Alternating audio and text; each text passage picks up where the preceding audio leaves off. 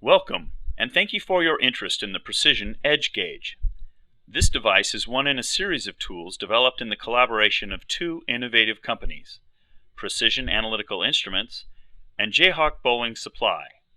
Together, they bring technical ability, manufacturing expertise, and an intimate knowledge of bowling to their product development, yielding state-of-the-art devices that are precisely suited to the needs of the community. The Precision Edge Gauge was designed to make grip span measurements and layouts easier, faster, more accurate, and more consistent.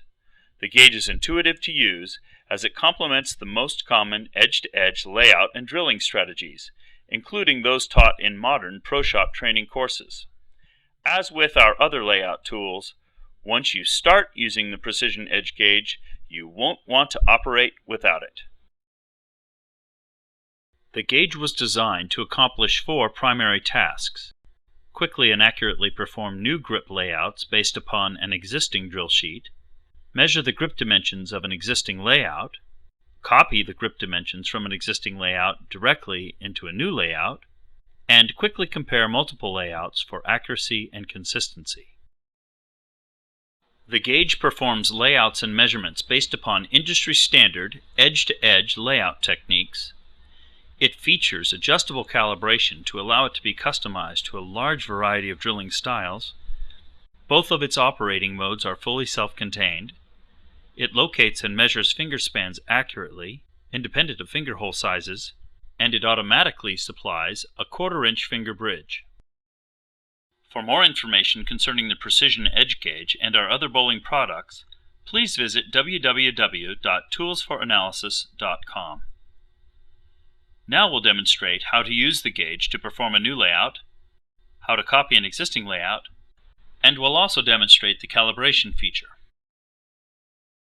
First, we'll demonstrate how to use the Precision Edge Gauge to perform a new layout from a drill sheet.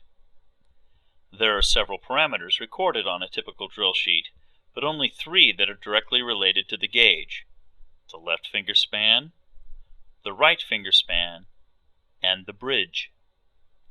First, we'll set the gauge for the left finger span value. The left finger span scale on the gauge is calibrated in inches, with the smallest graduations corresponding to 1/32 of an inch. Thus, splitting the graduations allows for accurate settings and measurements to 1/64 of an inch. To set the left finger span on the gauge, first loosen the thumb screw, slide the pointer to the left span value, then retighten the thumb screw. Next, we'll set the gauge for the right finger span by adjusting the finger offset slide. The finger offset scale is also graduated in 1/32 increments, but it is calibrated relative to the left finger span. In other words, if the left and right finger spans are equal, the finger offset is set to 0. If the right finger span is longer than the left finger span, then the finger offset is set positive of 0. But if the right finger span is shorter than the left finger span, then the finger offset value is set less than 0. Now for the bridge. The thickness of the bridge of the gauge is 1/4 inch. So if the bridge value on the drill sheet is 1/4 inch, then you simply trace the gauge. However, if the bridge value on the drill sheet is different than 1/4 inch, we suggest that you first trace the gauge, then use a ruler to draw new bridge lines parallel to the original traced lines.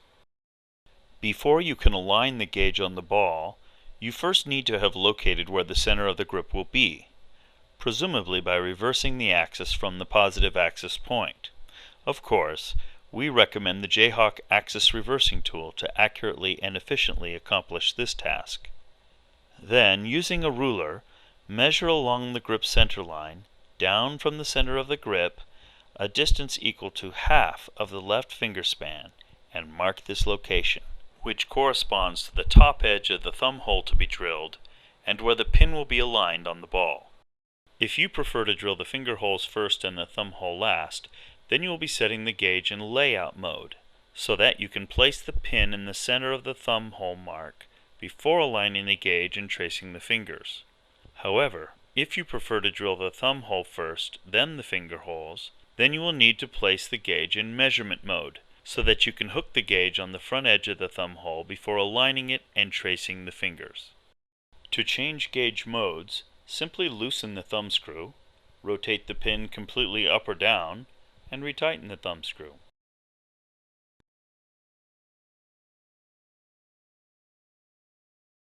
Once the gauge is ready, simply place the pin or hook on the thumb hole, align the gauge parallel to the grip center line, and trace the gauge fingers. Remove the gauge and you're ready to drill your finger holes.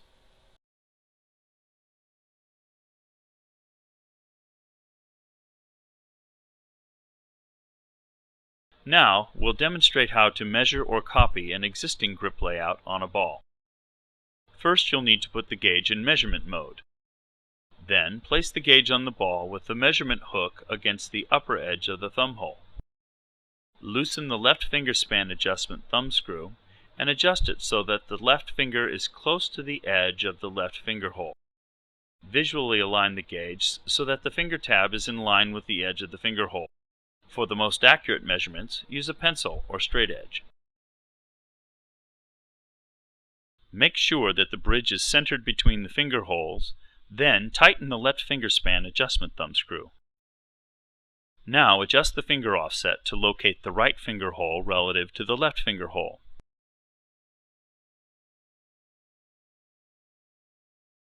Once located, tighten the finger offset thumb screw. You've now measured the left and right finger spans and can record them on your drill sheet. If you are copying the grip, simply switch to layout mode, align the gauge on the new ball, and trace the gauge.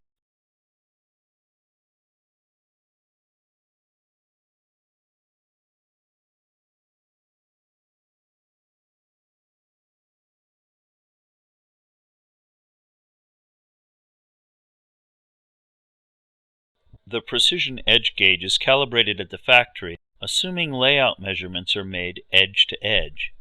When the gauge is calibrated and traced in this way, the person drilling the grip holes should align the edge of the drill bit to the center of the thumb hole alignment dimple and to the near side of the finger line.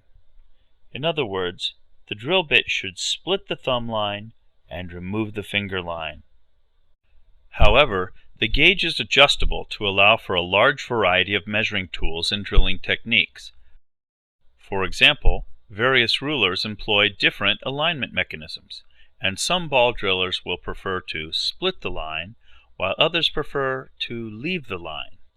Because a variety of measurement and drilling techniques are used in practice, the gauge can be customized by adjusting the left finger span pointer, and a wrench is provided with each gauge for this purpose. When you receive your gauge, we recommend that you first carefully lay out and drill a ball according to your standard techniques. Then, with the gauge in measurement mode, measure the grip layout and firmly tighten the left finger adjustment thumb screw. Use the wrench provided to loosen the pointer screw, adjust it to the intended layout value, and then retighten the pointer screw. Your Precision Edge Gauge should then be calibrated to your individual technique. For more information concerning the Precision Edge Gauge and our other bowling products, please visit www.toolsforanalysis.com.